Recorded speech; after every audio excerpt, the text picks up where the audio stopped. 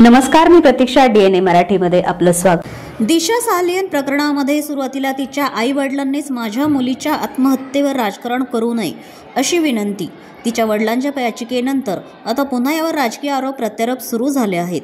दुर्दैवाने ती मुलगी आपल्यात नाही, आत्महत्या केली त्यावेळेस तिच्यावर कुठलाही अत्याचार झाला नसल्याचा मेडिकल रिपोर्ट आहे.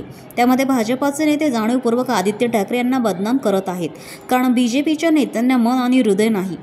या प्रकरणात त्यांना फक्त राजकारण दिसत आहे. घटना घडल्यानंतर PM रिपोर्ट किंवा जे काय पुरावे समोर आले त्यावर चर्चा करणं चुकीचं आहे.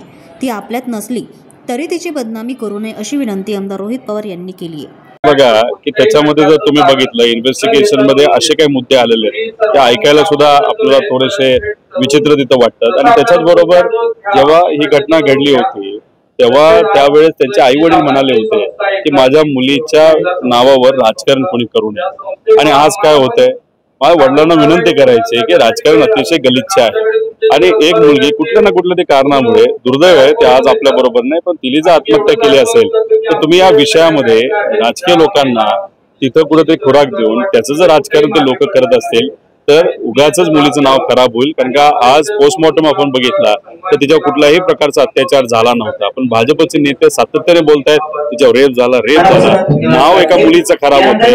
हे BJPच्या लोकांना कधी तिथं कळणार नाही, त्यांना मन पण नाही आणि त्याला हृदय पण नाही.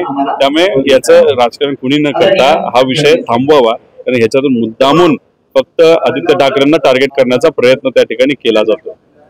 प्रतिनिधी मुंतजीर शेख, DNA मराठी, अहिल्यानगर.